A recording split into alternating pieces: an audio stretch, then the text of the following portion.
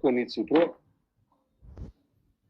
ჩასაფრებული ვართ, რათა სოფლიოში არავინ არ დაეკონტაქტოს ამ რეჟიმის ეგრეთ წოდებულ მინისტრებს და წარმომადგენლებს და ისინიც ახლა ყველაფერს აკეთებენ, რომ როგორმე აი ამ იზოლაციას თავი გააღწიონ და სადღაც აი შეძრონ ეს გველი რო შეძრობა ხვრელში და მე იქიდან გამოწვევა.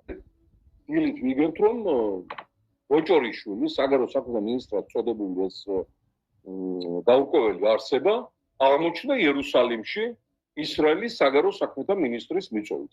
ეხლა პირდაპირ უნდა ვთქვათ, რომ ებრაელ ხალხთან ჩვენ გვაქვს წარმოუდგენელი სიახლოვე. აი ფაქტობრივად ერთი ხალხი ვართ და ასეთი სიამტკბილობა და ჰარმონია, რა ვიცი, კიდე რამდენი ერთ შორის არის ზედამეტსაზე, მათ შორის ენობრივად მონათესავე ერებიც კი ვერ არიან ამის რაღაცა 5%-ზე დაახლოებული ბევრ შემთხვევაში.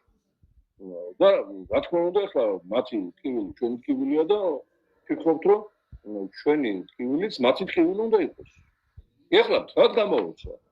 აი ამ ვიზიტმა ივანიშვილის საგარეო საქმეთა მინისტრის შიგ ისრაელში იმ ფონზე, როდესაც ქართველი ხალხი ბარიკადებზე დგა, რეჟიმი იზოლაციაშია, ისინი აგრძელებენ ცდილობას, რომ აი მებრაული გავლენიანი ლობის მეშვეობით გაარღვიონ ეს სასანქციო იზოლაციური მდგომარეობა ბრიუსელში, ვაშინგტონში და ლონდონში. დღეს მე მივწერე პირდაპირ ყოველგვარი რევერანსების გარეშე, მეგობრებში ახლა რევერანსები არ ისრაელის საგარეო საქმეთა მინისტრს ვადასტურებთ უდიდეს პატივისცემას მოძმე ებრაელი ხალხისა და პირადად თქვენთან. ჩვენ უაღრესად შეშფოთებული ვართ საქართველოს დიქტატორ რუსი ოლიგარქის არალეგიტიმური მთავრობის წარმომადგენელთა გახშირებული კონტაქტებით ისრაელის სქელის უფლებასთან.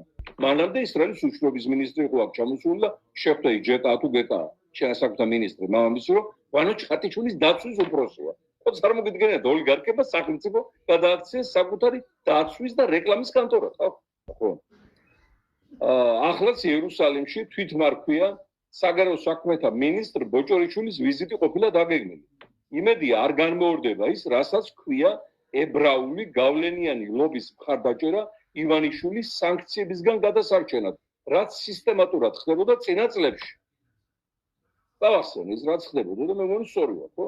იმედია იმას მაინც გაითვალისწინებთ, რომ ივანიშვილის რეჟიმი ებრაული სახელმწიფოს მთავარი მტრის ირანის უახლოესი მეგობარია. უკავშირია.